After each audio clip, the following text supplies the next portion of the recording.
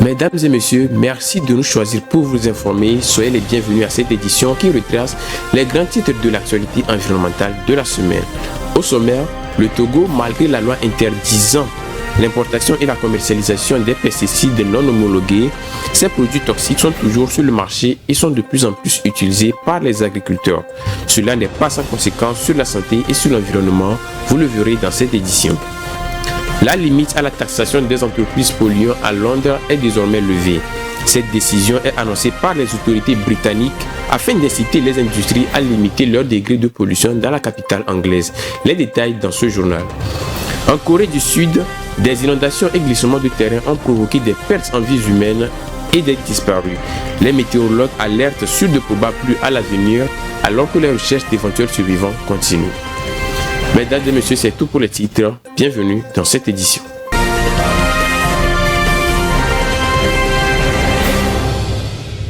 Cinq ans après l'adoption de la loi interdisant l'importation et la commercialisation des pesticides non homologués, comme le glyphosate au Togo, les paysans, surtout les producteurs de riz, continuent son utilisation. Pourtant, l'usage abusif de ces substances chimiques représente un problème de santé publique et un souci environnemental. Plus de précisions avec Irène Pakpadina. Les agriculteurs ne peuvent plus se passer de l'usage des pesticides chimiques en vue d'accroître leur production et d'améliorer leur rendement. Plusieurs producteurs de riz dans la localité de Kovié utilisent de façon intensive des produits agrochimiques similaires dont l'engrais NPK. Ces pratiques contribuent à la contamination des eaux et cours d'eau limitrophes. Cela constitue une source de pollution des eaux de surface et un risque élevé d'empoisonnement. Selon une étude publiée en janvier par l'Institut africain pour le développement économique et social sur l'utilisation intensive des pesticides chimiques de synthèse, l'usage des pesticides chimiques est à l'origine de la pollution des eaux au Togo. L'étude soutient d'ailleurs que toutes les eaux continentales et océaniques du Togo sont sujettes à une pollution accrue avec la commercialisation non légale des engrais chimiques et l'utilisation des produits non homologués dont le glyphosate, une substance chimique assez utilisée dans l'élimination des mauvaises herbes. Malgré leur interdiction, leur commercialisation ne faiblit pas au Togo. Selon Tata Ametoe-Nyinou, directeur exécutif de l'OADEL, des tests encadrent l'utilisation des pesticides au Togo, mais malheureusement le constat est que ces tests ne sont pas respectés, ce qui fait que des pesticides non homologués se retrouvent sur les marchés du pays au vu et au su de tout le monde. Un rapport de la FAO et de l'Institut international de gestion de l'eau, publié en 2018, atteste que l'agriculture moderne est responsable du déversement de grandes quantités de produits agrochimiques dans les plans d'eau. En Guinée, les autorités ont décidé de suspendre pour 6 mois l'exportation de plusieurs produits agricoles. L'objectif de cette décision est de préserver les stocks actuels avant les prochaines récoltes et d'assurer ainsi une sécurité alimentaire à ce pays de la côte ouest africaine. Irène Pakpadina pour plus de détails. La junte au pouvoir en Guinée a suspendu pour une durée de 6 mois l'exportation de plusieurs produits agricoles, dont le riz, la pomme de terre et l'huile de palme, pour préserver sa souveraineté alimentaire et sa quiétude sociale. Avec les effets néfastes du changement climatique qui agissent sur l'agriculture, les récoltes ne sont plus assez abondantes pour assurer la sécurité alimentaire à la population. Cette décision de la junte est liée au souci de préserver les stocks avant les prochaines récoltes. Selon le ministère du Commerce, la suspension des exportations concerne une quinzaine d'aliments de consommation courante. La Guinée, un pays parmi les plus pauvres au monde, malgré les richesses de son sous-sol, fer, bauxite, or, exporte habituellement ses produits agricoles dans de nombreux pays ouest-africains. Moscou a refusé lundi dernier de prolonger l'accord céréalier signé avec l'Ukraine en 2022 sous l'égide des Nations Unies et de la Turquie en dénonçant les entraves du commerce des engrais et des produits russes. Un accord qui permettait l'exportation des céréales de l'Ukraine par la mer Noire. À Nairobi, la capitale du Kenya, certains agriculteurs ont eu l'idée ingénieuse de cultiver des légumes dans les fermes malgré le manque d'eau. Cette initiative permet d'assurer une sécurité alimentaire en fournissant des aliments bien plus sains et moins chers à la population. Les détails dans ce commentaire. Dans certains quartiers de Nairobi au Kenya, l'eau est rare et le ramassage des ordures n'est pas fréquent, ce qui n'est pas favorable dans les activités agricoles. Néanmoins, certains agriculteurs ont décidé de cultiver des légumes.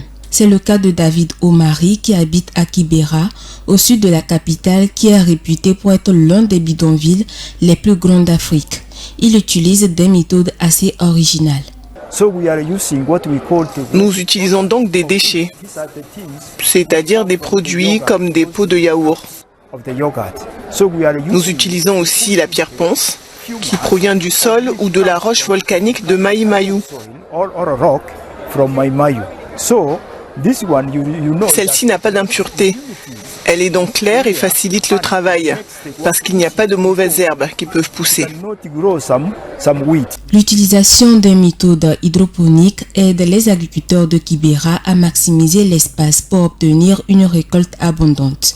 Selon les experts, ces fermes urbaines assurent la sécurité alimentaire des habitants du quartier et réduisent les coûts de transport, ce qui rend la nourriture plus abordable. L'agriculture urbaine est très importante pour les personnes vivant dans les quartiers défavorisés, étant donné que ces quartiers sont considérés comme des décharges par les personnes qui habitent à proximité. Nous pensons qu'il est également très important pour les communautés de savoir d'où vient leur nourriture. Les produits cultivés dans les fermes urbaines de cette région sont moins chers que ceux importés. Ces secteurs informels ne disposent pas d'un système de ramassage des ordures efficace. Ainsi, le sol, en tant que moyen de production, devient pollué et nous évitons cette pollution et ce risque de pollution pour les produits issus des exploitations agricoles. C'est pourquoi les agriculteurs peuvent envisager d'utiliser des milieux sans sol. Outre la sécurité alimentaire, cette initiative permet de faire face à la croissance démographique ainsi qu'au changement climatique. Fini la neutralité carbone. Plusieurs entreprises à l'instar d'EasyJet, Gucci ou encore Nestlé renoncent à cette allégation. Alors que des recours se multiplient à leur encontre pour greenwashing et pour pratiques commerciales trompeuses, les entreprises se détournent peu à peu de celle de la très critique compensation carbone, seul moyen d'atteindre la neutralité. Alexandra Adekambi pour les détails. Un vent nouveau semble souffler sur les engagements climatiques des entreprises. Le groupe Nestlé vient d'annoncer qu'il renonçait à la compensation carbone comme moyen d'atteindre la neutralité carbone. Cette pratique permet à des entreprises d'équilibrer leur bilan carbone en finançant des projets bons pour le climat, comme la plantation d'arbres ou la production d'énergie renouvelable. Ces projets génèrent des crédits carbone que les grandes entreprises comme Nestlé peuvent acheter afin de compenser leurs émissions et ainsi atteindre la neutralité carbone sans réellement avoir entrepris de démarches de réduction. Le plus grand groupe alimentaire mondial visait ainsi la neutralité carbone pour ses barres de chocolat Kit Kat ou encore le Perrier d'ici 2025, mais cela passait majoritairement par la compensation carbone. Ce n'est pas la première fois qu'une entreprise fait marche arrière sur ses promesses de neutralité carbone. Avant elle, la marque de luxe Gucci avait aussi décidé de renoncer à la compensation, seul moyen de parvenir aujourd'hui à la neutralité carbone. EasyJet, régulièrement pointé du doigt, a mis fin à la compensation carbone pour ses vols en 2022, préférant se concentrer sur une baisse de 78% de ses émissions de gaz à effet de serre d'ici 2050 grâce à des investissements dans les avions plus efficaces, les carburants durables et des technologies pour optimiser la descente de ces avions. À Londres, la capitale anglaise, la taxation pour les entreprises polluantes est désormais sans limite. Les autorités londoniennes ont annoncé la semaine dernière leur intention de supprimer les plafonds de sanctions administratives. Ceci pour réduire le niveau de pollution dans la capitale britannique. Les détails avec Rafitou Bereko. Plus de limites dans la taxation des pollueurs de la capitale britannique. Londres a annoncé la semaine dernière son intention de supprimer le plafond des sanctions administratives fixé à 250 000 livres, équivaut à 294 000 euros. Cette décision du gouvernement concerne plusieurs secteurs d'activité, notamment la gestion des déchets ou encore les incinérateurs, mais surtout les compagnies de traitement d'eau en raison de leur déversement d'eau usée dans l'environnement. Dans un communiqué, la ministre de l'Environnement britannique Thérèse Coffey, en annonçant la suppression du plafond des sanctions administratives, déclare que les pollueurs doivent toujours payer et leur champ d'application pour cibler un éventail d'infractions beaucoup plus large devrait être supprimé, a-t-elle ajouté. Par conséquent, le gouvernement a assuré que les organismes publics comme l'Agence de l'environnement britannique et Natural England peuvent agir sans passer par des poursuites pénales longues et coûteuses, même si les affaires les plus graves seront toujours portées devant les tribunaux. En outre, le secteur de l'eau fait l'objet des critiques depuis des années pour le déversement important d'eau usée dans les cours d'eau et en mer par manque d'investissement dans ce réseau qui date du 19e siècle. En France, des foyers de dengue ont été détectés dans plusieurs communes de la Guyane. Les autorités alertent sur les précautions d'usage à respecter pour empêcher la prolifération des moustiques, vecteurs de plusieurs maladies parfois mortelles. Malgré qu'ils soient nuisibles, les scientifiques mettent en exergue l'importance et le rôle des moustiques dans la biodiversité. Alexandra Adekambi. L'histoire du moustique est apparue il y a 245 millions d'années et est redoutée même dans les zones les plus froides. Il existe plus de 35 000 espèces de moustiques qui piquent et qui sont source d'inconfort, mais ne transmettent pas tous des maladies. Moins de 400 espèces peuvent être vecteurs d'agents pathogènes. Les moustiques les plus redoutés, responsables de la fièvre jaune, de la dengue, du paludisme et du chikungunya, sont les Aedes aegypti et Aedes obulictus et le fameux moustique tigre. Ils prolifèrent dans les milieux humides, urbains et périurbains, et agissent plutôt en fin de journée. L'Agence régionale de la santé diffuse régulièrement les conseils pour éviter la prolifération des gîtes lavaires. Dérangeants et nuisibles que soient les moustiques, ils n'en demeurent pas moins nécessaires à l'équilibre de la biodiversité d'après les scientifiques. En effet, les moustiques jouent un rôle important dans la chaîne alimentaire des espèces comme les oiseaux, les batraciens et d'autres insectes. Les moustiques exercent aussi une action pollinisatrice car ils se nourrissent du nectar des plantes. Il permet alors la pollinisation du cacaoyer. Qu'il soit détestable, la présence du moustique a une utilité sur la préservation et l'évolution d'une biodiversité dont l'équilibre se fragilise avec l'accélération du changement climatique. La Commission de l'Union européenne débloque 40,3 milliards d'euros à la France pour la reprise de la résilience dans le secteur de l'environnement. Le projet existait depuis 2022, mais a été ajouté d'un nouveau chapitre pour se passer des produits en provenance de la Russie. Retrouvons Alexandra Adekambi pour les détails. Au titre de REPower EU, 3 réformes y ont été ajoutées. La loi d'accélération des énergies renouvelables, la création du secrétariat général à la planification écologique et le développement du plan de sobriété. Les investissements en faveur de MaPrimeRénov' ont été renforcés à hauteur d'1,8 milliard d'euros au lieu de 1,4 milliard d'euros auparavant. Ils permettront de procéder à 50 000 chantiers supplémentaires, soit 750 000 au total, pour des rénovations plus complètes et à l'attention des ménages modestes plus nombreux. Le nouveau plan comprend aussi 3 nouvelles mesures. 100 millions d'euros pour la rénovation des bâtiments publics, 394 millions d'euros en faveur de la décarbonisation de l'industrie, notamment via le développement de la chaleur biomasse, et 651 millions d'euros pour les projets d'important intérêt européen dans l'hydrogène vert. La volonté de garantir l'attribution de ces fonds avant la fin de la période définie par l'Union européenne et celle de favoriser des mesures qui ont déjà fait leur preuve a en grande partie guidé le choix de ces investissements. Cette nouvelle version bénéficie d'un certain verdissement puisque la part des investissements consacrés à la lutte contre le changement climatique atteint dorénavant 49,5% au lieu de 42,4% initialement. La France a par ailleurs proposé d'améliorer le suivi de sa réforme des finances publiques en évaluant la qualité des dépenses. La Corée du Sud a connu en fin de semaine dernière des inondations et des glissements de terrain. Ces catastrophes naturelles ont causé la mort de plus d'une vingtaine de personnes et plusieurs disparus. Les secours continuent les recherches, mais les alertes sur de probables pluies à l'avenir sont émises par les météorologues. Plus de compréhension dans ce commentaire.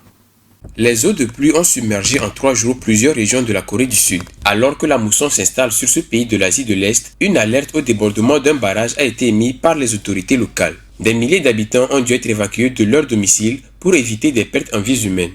Mais cela n'a pas suffi car au moins 22 personnes sont décédées et 14 sont portées disparues à la suite des pluies diluviennes de fin de la semaine dernière. D'après le ministère sud-coréen de l'Intérieur, les victimes ont pour la plupart été englouties lors de glissements de terrain ou ont chuté dans une retenue d'eau inondée. Ces victimes sont recensées dans la province de Gyeongsang, au nord où de gigantesques glissements de terrain en zone montagneuse ont englouti des maisons habitées. Les personnes portées disparues ont été emportées dans les débordements d'une rivière dans cette région selon le ministère. La région de Gyeongsang, au centre du pays des matins calmes, est également très touchée par les inondations. Plus de 6400 habitants ont été évacués tôt le samedi pour éviter d'être submergés par le débordement du barrage Gyeongsang. Les inondations ont frappé le pays avec une rapidité telle que la population n'a pas eu le temps d'évacuer dans certaines régions. Les secours continuent à chercher les disparus, même si les niveaux d'eau restent élevés. Les transports sont également perturbés à cause de ces catastrophes naturelles. Certaines voies sont fermées, mais les trains à grande vitesse restent opérationnels avec des ajustements d'horaire. Les institutions chargées de la météorologie en Corée du Sud ont émis des avis de vigilance alors que de nouvelles pluies doivent survenir au cours de cette semaine. Voyant les conditions météo encore instables et dangereuses, le premier ministre sud-coréen Han Dong-so a demandé au ministère de la Défense de son pays d'aider les secouristes. Les températures caniculaires sont enregistrées un peu partout sur la planète. En Chine, le mercure a affiché 52,2 degrés Celsius dans certaines régions à la mi-juillet dernier. Une température record qui démontre clairement les effets néfastes et dangereux du changement climatique. L'Empire du Milieu doit revoir la pollution des énergies fossiles dont elle est le premier producteur mondial. Les détails dans ce commentaire. La région du Xinjiang à l'ouest de la Chine a connu la température record de 52,2 degrés Celsius à la moitié de ce mois de juillet. L'Empire du Milieu subit une vague de chaleur extrême à l'instar des autres pays du monde entier. D'après le service de la météorologie nationale, le Xinjiang, un vaste territoire désertique frontalier de plusieurs pays d'Asie centrale, est fréquemment la région la plus chaude de la Chine en été. La température record de 52,2 degrés Celsius enregistrée dans le village de Sambao par la station météorologique le dimanche dernier vient battre le précédent record de 50,6 degrés Celsius relevé en juillet 2017. La température au sol s'élève quant à elle à 80 degrés Celsius, une situation qui alarme les scientifiques. L'analyste de la météorologie nationale Sing Sing affirme n'avoir jamais vu une telle température relevée par une station météo régionale. Cela démontre le degré alarmant et dangereux du changement climatique. Ce changement est grandement en partie causé par la pollution des énergies fossiles dont la Chine est elle-même le premier pollueur mondial. Les vagues de chaleur en plein été sont habituelles en Chine, mais la population chinoise est exacerbée par les conditions météorologiques extrêmes de ces dernières années. Le géant asiatique avait déjà connu en 2022 son mois d'août le plus chaud depuis le début des relevés thermiques en 1961. En dehors des canicules d'ampleur inédite, la Chine a connu en janvier dernier un record de froid de moins 53 degrés Celsius à sa frontière avec la Russie, ce qui est une autre conséquence du changement climatique. Ces phénomènes météorologiques extrêmes attirent une fois encore l'attention du monde sur le changement climatique et les actions à mener pour le ralentir et préserver ainsi la planète des autres dangers environnementaux et climatiques. Au Chili, la naissance d'un âne sauvage d'Afrique dans le zoo de Brun redonne de la joie et de l'enthousiasme aux membres de l'Union internationale pour la conservation de la nature. Selon cette organisation, cette espèce d'âne est en voie d'extinction et sa protection est nécessaire pour assurer l'équilibre de l'écosystème aride. Les détails avec Irène Papadina. Un petit de l'âne sauvage d'Afrique, une espèce presque disparue, a été présenté au public chilien le jeudi dernier. Après un déclin brutal des populations d'ânes sauvages recensées dans les années 1980 en Érythrée et en Éthiopie, l'Union internationale pour la conservation de la nature estime qu'il pourrait y avoir entre 23 et 200 spécimens adultes en liberté.